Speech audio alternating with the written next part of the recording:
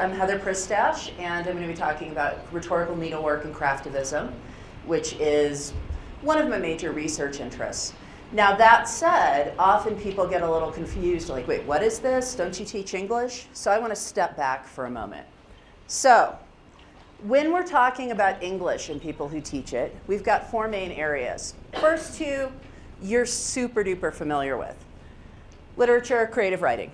Those make sense, right? Stuff you do.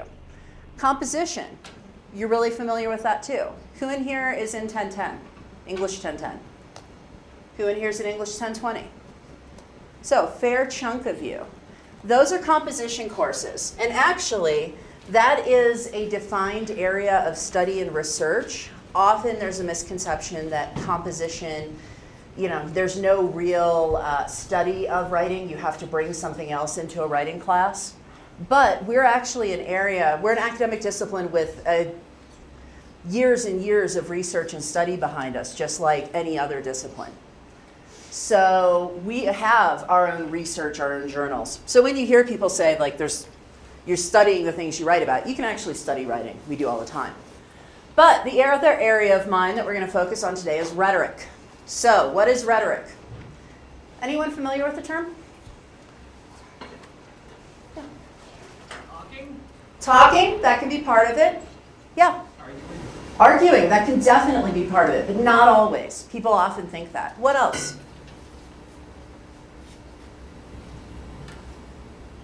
Any other ideas on what rhetoric is? It's a response to something? It is frequently in response to something, or it often gets responded to. See, actually, me asking this it's a little misleading because this is a very complex question. So we have a number of definitions of what rhetoric is. A good person speaking well, if we go back to Quintilian. Quintilian at the time said a good man speaking well, but I choose to slightly alter that. So at that point, they saw rhetoric as a study that you could only do well in if you were a good person. We've since rejected that as a kind of a common definition. The ability in each particular case to see the available means of persuasion. That's Aristotle, one of the big classic ones. Again, where you get into talking and persuading. However, there is some rhetoric that's not directly persuasive. Communication associated with deliberate action, Kirsch and Royster. Another one that I think is maybe even moving a little bit deeper. Discourse which is planned, adapted to an audience, shaped by human motives, responsive to a situation, persuasion-seeking, and concerned with contingent issues. And when he says contingent issues, these are things of interest where there may not be a right and wrong, but there's some discussion. So that's a multifaceted definition. However, here's the one I like best. Aristotle's rhetorical triangle. So, rhetoric is the interaction between a speaker. Now that said, we often think of talking, but it can also be a creator. It can be an artist, right? A message or a subject, here's the thing that I'm trying to get across, and an audience. So we're in a rhetorical triangle right now. My message or subject is talking to you about rhetorical needlework and craftivism. I'm coming to this as somebody who teaches here at Western, who has a background in this, and you guys are in this audience for various reasons and with various attitudes. And one of the things that happens in an active rhetoric is we kind of negotiate those things between us on how this is being received and how we're approaching each other. Okay, so now that we've kind of established what we mean by this rhetoric jazz, what's rhetorical needlework? I like to go back to Herrick. This is the more formal definition, that it's tapping into one of the rhetorical definitions that you saw before, but really needlework that in some way makes meaning, or has some element of persuasion, or has something to say. So that said, what types of things could you think of that would be, say, knit, crocheted, sewn, that might count as this, that have something to say? Quilts. Quilts. Like what kind of quilts? Something that's passed down from family to family member. Ooh, good. So, a quilt that's passed down from generation to generation. This is a really interesting one because this isn't where I'm researching at the moment, but it's a harder one to nail down. Because don't those have something to say? If you have something that is part of your family, that's heritage, that you will only give to somebody who is part of that family and that is a treasure and that has family stories with it, there is something being said there by the making of it, by the ownership of it, by the passing down of it. And that's a little harder to pin down, actually, but I think it's really important. Anybody have like a hat or a scarf that someone made them? Does that feel different to you than like something you roll up and buy at Walmart? What does it say to you? People who nodded, I saw you. I'm sorry? It's not something you can replace. Well, why not? It's a hat. Because they took their time to make it for you. And the fact that they took their time with it, it has value and it's saying something. It's saying, I care about you enough to spend the time, right? Like you are important enough to me to spend the time. So these are crafts that are saying something. These are pieces of needlework that are saying something. However, the area that I'm researching is one specific one, and that is craftivism, which is an important subtype. Basic definition, craft that is done as an activist expression. Craft that is in some way trying to make a statement on an issue. That said, and this term was coined by Betsy Greer, early 2000s. It's something that has been happening for hundreds of years before it, though.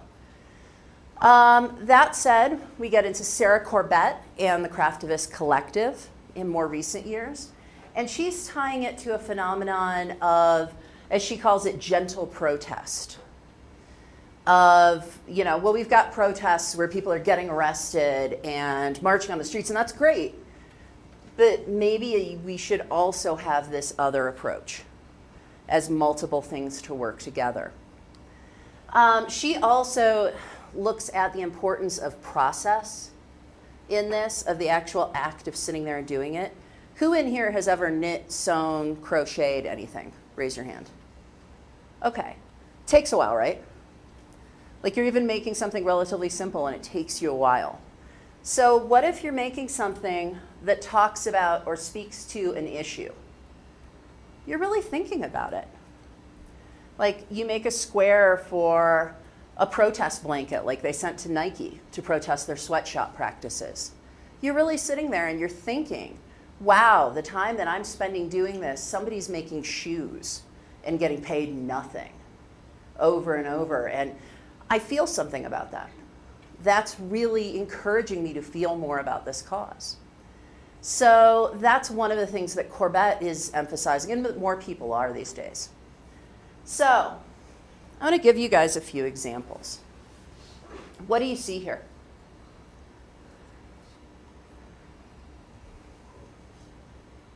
Quilt? I heard somebody say that. Is this something that you think would be done by one person? No, why not? I'm sorry?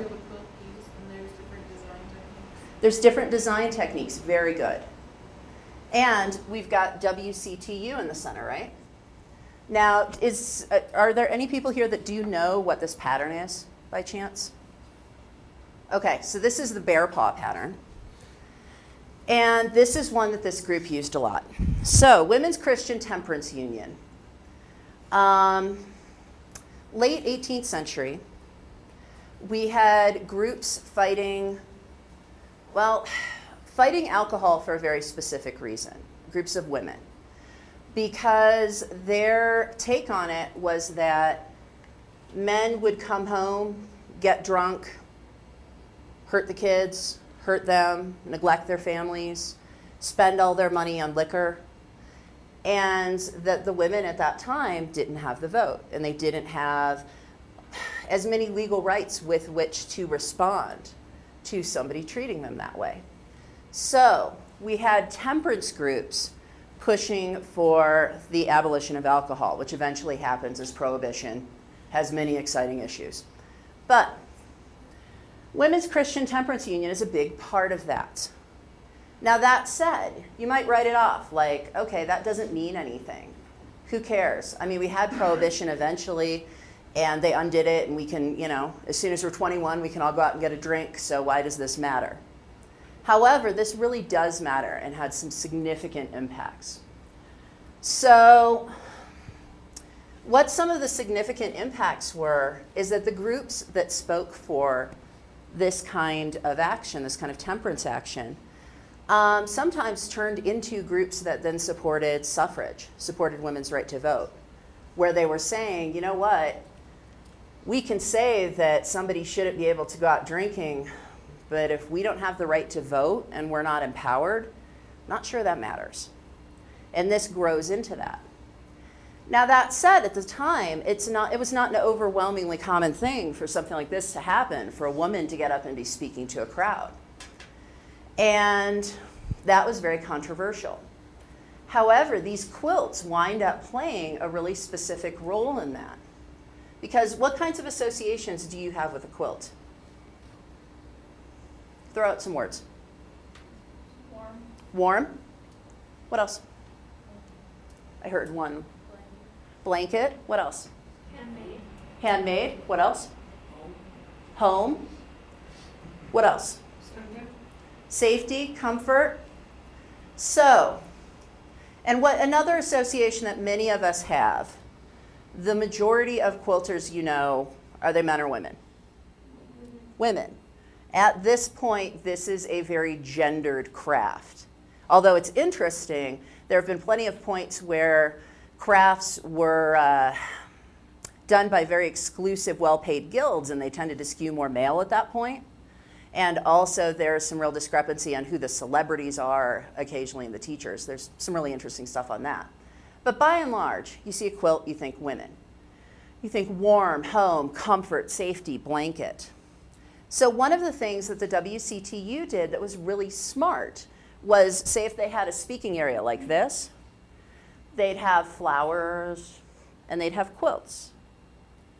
So they'd have quilts up here. So if I'm talking and I'm part of them, there's quilts around me. Suddenly, seeing a woman surrounded by quilts and flowers and home and safety and comfort, okay, that's a little less weird if she's talking to me. Because I expect to see women surrounded by these things, right? So this is one of the things that helps normalize this entire concept of women speaking. Also, they wound up helping raise funds for the organization, which is a big deal. And especially at that time, you had a lot of women who really wanted to speak out for temperance, but weren't necessarily in a position where they could. Women who were stay-at-home homemakers, you know, moms, taking care of the house, didn't necessarily have a lot of ability to go out places in some cases. And in some cases had men who were very much like, oh, you want to support temperance? I want to go out and get drunk. Like, that's not cool. So they couldn't necessarily stand on a stage themselves or march, but just sitting there making a quilt square like, hey, that's cool. Women do that. So for a lot of people working on these, where you noted that this looked like different women, some of these were done by different women who are each doing their part, sitting there of an evening just sewing. Sometimes with their husband never having an idea, if they were married, like they're doing an action of protest. So that's really important, and it does help fund the organization. Now, another thing that is interesting here, they were visually coded. So, first one, blue and white, was one of their color patterns. Bear paw was actually one of their quilt blocks that they used a lot. Another one that's really interesting is Drunkard's Path, which you still actually see in quilting to this day. Sometimes you'll see it called different things. I've heard snail trails, some other stuff. But notice how it's pieced together in this way where you have this winding path that doesn't make sense, that's drunken and stumbling. So you're kind of making a statement about this is what alcohol does, right? if that's one of the ones you're making. And notice also, you can kind of see a little bit of marking here. Some of these also provided good places for signatures for people who are able to. Let's say a group of women would work on it together, get signatures, and that would increase its desirability for a raffle. Okay. Here's a little bit of a more modern one. Who's heard of the Names Project or AIDS quilt? Raise your hand. Really? Interesting, because this is one of the better known ones of the 20th century, and for a while was really well known, right? Like you would see this and you knew what it was. So this is an exhibition of a portion of the quilt in Washington, D.C. So you notice we've got the Washington Monument here for scale. Who here's been to D.C. and on the National Mall? So what's that space like, the mall between Washington and Lincoln? I'm sorry? It's huge. Yeah. Like this is an immense space. There's a lot of like people too. Like, you could fit large. Yeah. And I mean, this is, the space where, at one end of it, Martin Luther King Jr. was there giving the I Have a Dream speech, and you see it packed out. You see it packed out for really big protests and actions. So when you see this, keep the scale in mind. So you've got individual people standing here, and everything you see here, all of these small areas, these are actually multiple quilts put together. This sucker's huge. So basically, the AIDS quilt started off in not quite the early days of the epidemic, but early-ish, 85, that people weren't paying attention to the AIDS epidemic. They were looking at it as something that happened to those people, something that happened to LGBTQ people, something that happened to drug users, those like bad people, not like me. And I mean, we know scientifically that's false. Lots of people, unfortunately, have wound up with HIV and AIDS. But at the time, there's that real perception that people are being seen as this kind of monolithic group, and they're not really being cared about by the mainstream. So, Cleve Jones started this off. Originally, during a march, he had people carrying placards of the names of people who died, and they put them up, and apparently it looked a lot like a quilt, and this gave him an idea. So he started people making individual quilt blocks that would then memorialize people who had died. And in some cases, you see quilt blocks that somebody who has AIDS and knows that they're going downhill did. That there's one or two in the quilt that you see and it says, if you see this, know that I'm dead, which that's a statement. Talk about rhetorical, right? So they started to work on this as a memorial and as a mobile memorial to those who'd been lost. So here's an example, and there's actually the Feldman block. So all of these are separate quilts done by different people that are put together. So in each of these cases, people who knew them, cared about them, loved them, and wanted to memorialize, here is a specific single person, and they were important, and we lost them. So you've got cases where, you've got a lot of detail. You've got cases that are pretty straightforward. You've got cases of things that are personal to them. They're all different. But basically, they just gave them a size and said, work within the size, make it out of fabric. And then they join it together for display. A lot of them do get sent in, and this is something that's still going on. That people send in the blocks, and they get put together into these larger chunks. And frequently, they get sent in with some archival information, some details about the person, letters, photos, that really document the people who've been lost. Now, this is a project that really did touch people, particularly in the era when people were still very much othering those with HIV and AIDS. Like, those are other people, those are bad people, those aren't me, these aren't people I have to worry about. You can kind of go, hey, here's a name. But when you're like, hey, here's this person's portrait in fabric, holding their cat, done by someone who loved them, how hard is it to write them off then and to just see them as a number? It very much confronts people with the epidemic and really puts a face to it. So the quilt was nominated for a Nobel Peace Prize, and this is one of the largest community art and craftivist projects in the world. So some facts.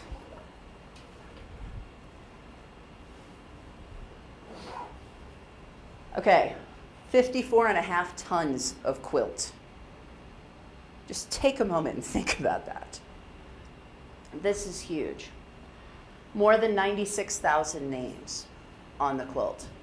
So, of these, like with this one, you have 8 together. Do a little math on the fly and you'll realize how many of these there are. 12 by 12 sections. Almost 6,000, probably more than that by now. And this has also raised money, that people have seen it and donated, that people have bought like books on this that have had money donated. So this is something that has helped by raising funds, but it's helped even more by raising awareness. And if you go back to this, the entire quilt has not been exhibited for years because there's simply no place big enough to do it. This is from one of the last major exhibits. I want to say 2010 maybe, like a little after. And this still isn't all of it. To this day, if you want to have a conversation, start some discussion about HIV and AIDS someplace, if you want to start talking about craftivism someplace, you can get a hold of the Names Project, which is kind of the incorporated entity that's taken this on, and ask if you can get chunks of the quilt for display. And they send them out all over the world in small chunks to start discussions and to have people talk about this. But even if you send out, 4 of those, you're taking up like half of our atrium, more. This is huge. So in and of itself, the individual blocks definitely help remind us of individual people and make them seem not just like a number. But then when you look at it as a whole, it's a very powerful project that gives you a feeling of how many people have been lost. So this is another really important craftivist project.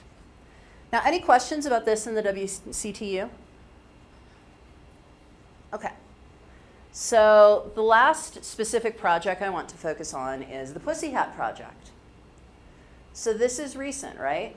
Who knows these, is aware of them, has seen them? Who's ever seen like one person walking around with a hat like that? Yeah, now we have more nodding. So, Women's March. After the last presidential election, a group of women decided that they wanted to do something to protest, where they weren't happy about what had happened, and they also weren't happy about other issues facing women. And there was a decision by a small group that they wanted to try to do something that would visually set apart this march and be an important way for people to participate.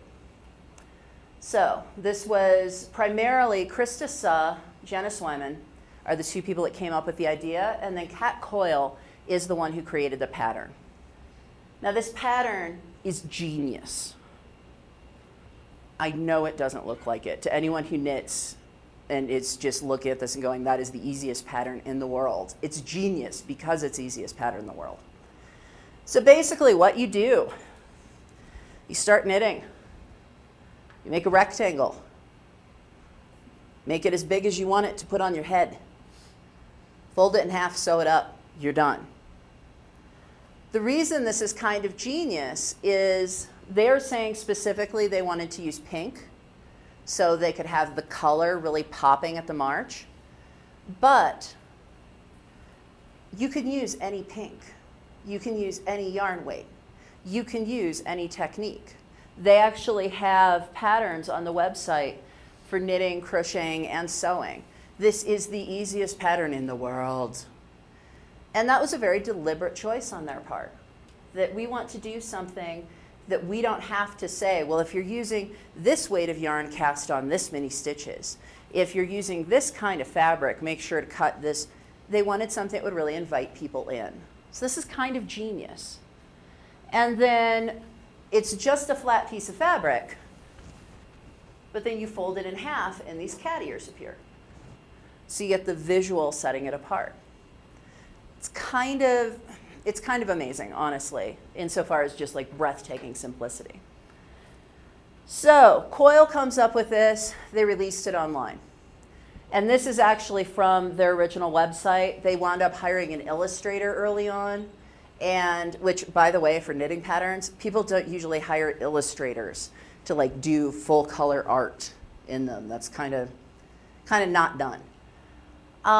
So they hired an illustrator to show what the effect was that they were going for, and people really started to get into it. Now, this wasn't entirely a thing in the knitting world. Kind of started there, then it went into crochet, then it went into sewing, but predominantly knitted. Now they say for their project, what they did is they found somebody in the area of the march in DC who would let them mail hats. And this wasn't like a foundation that was set up. This was like a person who knitted and her mom saying, you can send them to us and we'll keep track. They wound up sending her more than 100,000 hats, which I just want you to think about, like your average winter hat.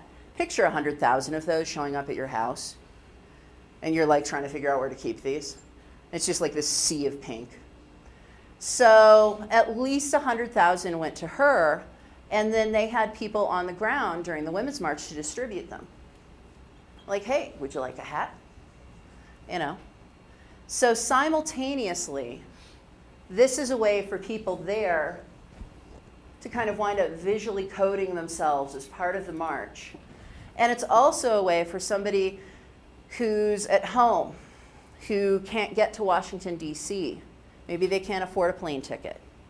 Maybe they, have an issue with crowds and, big crowded spaces. Maybe they have a mobility issue that they can't be there.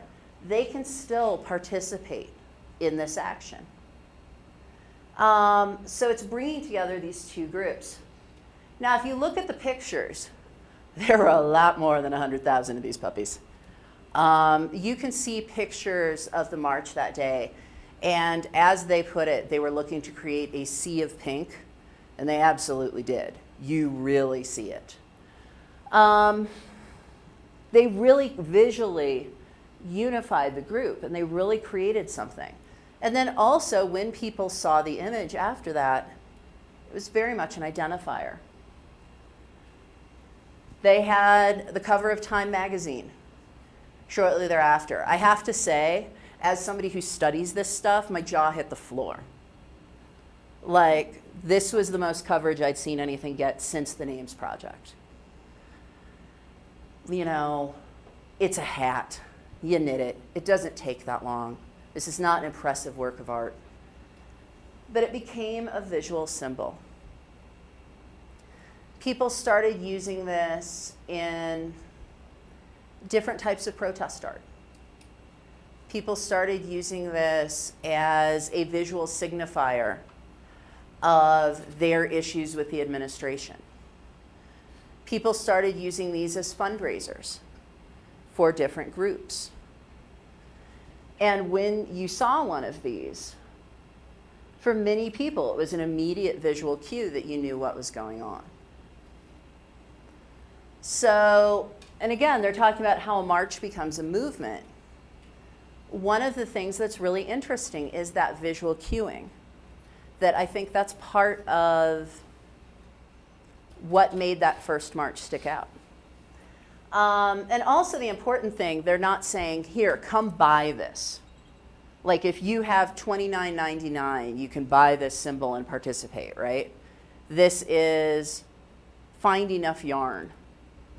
You know, go to Walmart, spend $5, and you can create this as a symbol of how you feel about something or as a way to participate. And it became this immediately recognizable thing. Now that said, Pussy Hat Project, not without its complications. It worked as an utterance at that time, on that day, as, you know, a visual identifier, definitely. But then afterwards, people started to have negative feelings about it. Have you heard any negative feelings from people or heard anybody say anything negative about these? Like the hats themselves? Okay. Who flinched a little when I said pussy hat for the first time? Because I saw some of you. So for some people, the name, I mean, yes, it's being done with cat ears, but yes, the reason they came up with it was partially in reference to the Trump comment of grabbing women by the pussy. They wanted to evoke that. For plenty of people, you're like, it's a little tacky. Like, do you have to call it that? Like you see some people even now write about it and they just call it like the P hat, or they have like P asterisk hat because they don't want to say pussy. Even though it's referring to the cat ears, there is still a little bit of vulgarity in it. Also, guys in here, how comfortable would you feel wearing that? Wouldn't bother you? You'd do it? Who else is just like no way, no how, no huh? Yeah, okay. So some guys would feel really comfortable with it and did. If you look at photos of the march, there are guys wearing it. Some other guys, they're like, it is a bright freaking pink hat called a pussy hat. Are you kidding me right now? I am not wearing this. So in some ways, it very much created a visual identifier, but for some other people, it created a barrier where they didn't feel like they could express themselves. Also, trans women. A woman who is transgender, in some cases, they wound up feeling kind of excluded. Like, are you making a comment about real women and real women have real genitalia and excluding us? Some women really felt that way and felt very excluded by the project. So this is interesting because, you know, the Names Project has been going since 1985. It's still going. And it's a slow boil kind of project. The Pussy Hat Project, huge, huge hit when this happened. And you had this Time magazine cover and all this attention paid to it, boom, and pink hats everywhere. And at the moment, on the day of the march, it winds up being really rhetorically successful and interesting. Over time, as people kind of start thinking about it, like, wait, I see problems. And it's something that has been really successful, but more and more problems have been seen over time here. So this is one where, is it successful? Yes, but also no. But it's still one of the most interesting and one of the loudest works of rhetorical needlework in recent memory. Like nothing else has blown up like this. And you've seen more and more things since these happened. Now these are by a huge amount, not the only rhetorical needlework projects out there. These are just 3 that I wanted to cover. There are some that are still going on, like all sorts of different angles and interests. One that I can think of that I've seen a lot of things recently, if anyone finds this kind of stuff interesting and wants to learn more, the welcome blanket, where it's been a project for people to either work together and make squares that are put into blankets or make blankets to welcome immigrants coming to America. And that's been another really big one lately, but nothing like this. So, the real question, why might this be useful today? It's really easy if we look at the WCTU and say, okay, at that time, women could not argue for what they wanted in the same way that they can now. Me getting up in front of a group and talking like this at that time would have been much more difficult. But now, women, we have the vote. We can talk. We can, we can say things, at least a little more easily. But why might this still be relevant? What do you guys think? Do you see this kind of work as something that might be useful for protest? If you felt some kind of way and wanted to share it. Why? They're taking time and effort and putting it into the work to express how they're feeling instead of just saying something. Mm-hmm. Yeah, it is really easy to just like say something. Like you just start a Twitter war with someone. You just get, you sign a petition online. Yeah, that has value. But sitting there for hours and hours working on something, we value that differently. What else? I heard another voice over here. I was gonna say the same thing. Okay. So the time you spend. Why else might this be useful?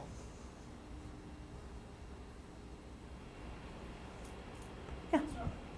It's not violent in any way. It's not violent. It's a way to say, here's my views. I'm not,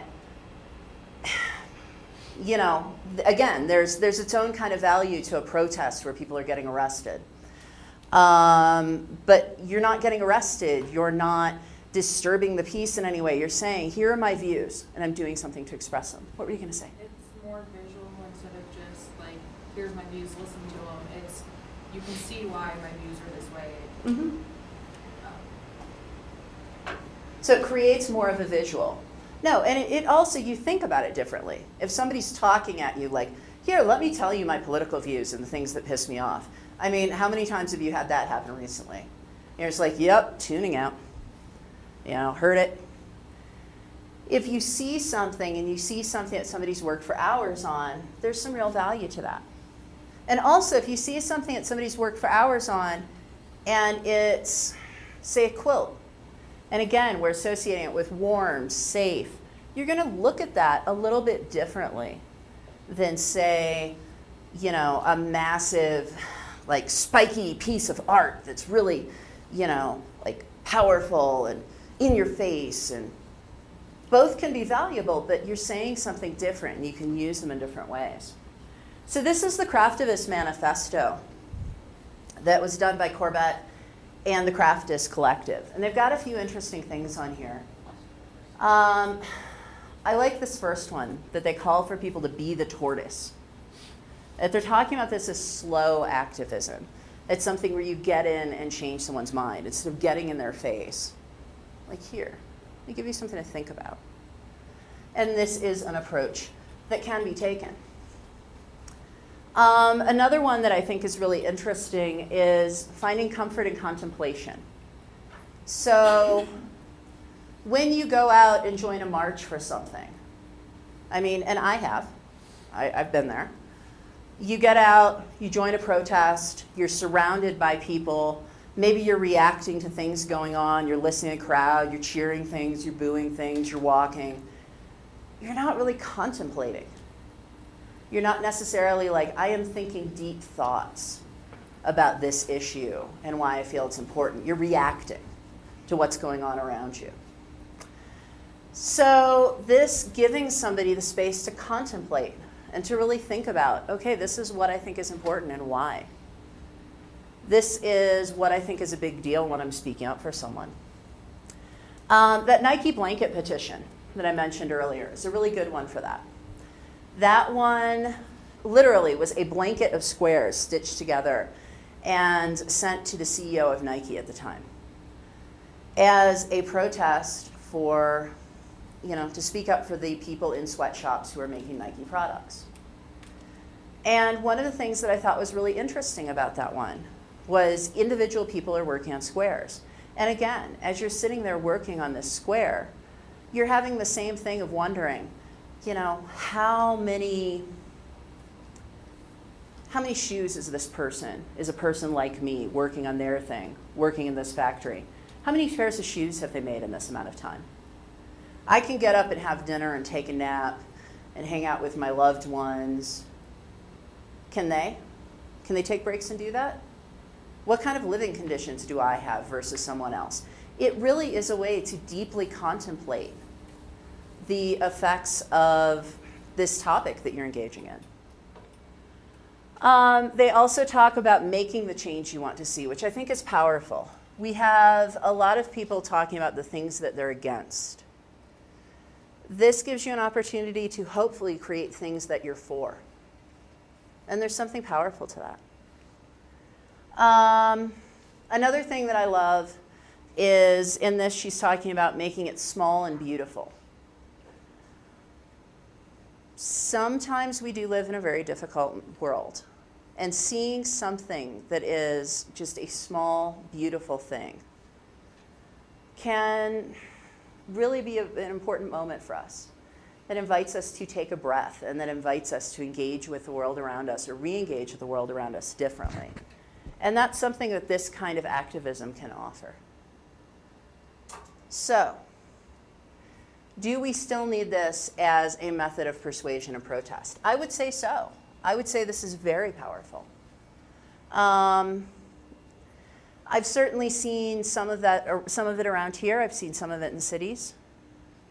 But this is something that if you feel the need to make a statement, and I'm thinking back to another colloquium this semester on making good trouble, this is another way to say things and to speak that's important to look at. It's also an important way of using rhetoric that other people do that we should all pay attention to. So this is the last one that I'm showing. This is another thing from the Craftivist Collective. And one of the things that some people who participate in it do, which I think are just really cool, is they do these very small cross stitches with like one quote or one thing to think about. And they'll leave them in small places. Like, you know, they're in a theater like this, and they'll tie it to the back of a chair. And like people sit down like, wait, what? And have this encounter with it. And it's just this little thing that causes you to think. It's not someone screaming at you. It's not someone shrieking. Even if it's something that might need to be screamed and shrieked about, which is valid, it's still another way to get a point across. So, what questions do you have for me?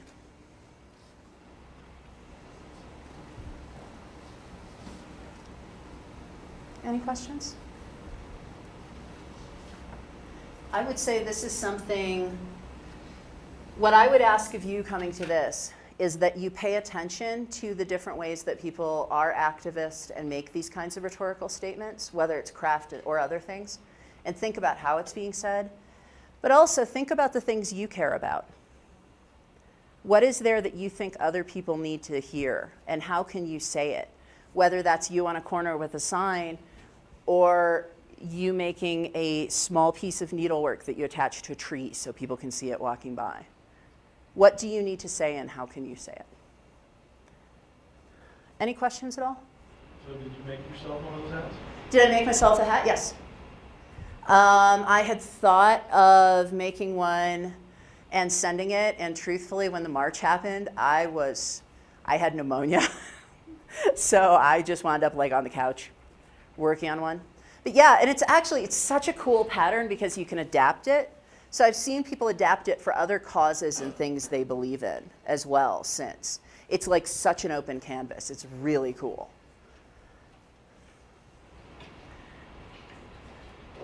Any other questions? If anyone wants help like knitting something, let me know. All right. Thank you for coming. We'll take the cards out. Thank you.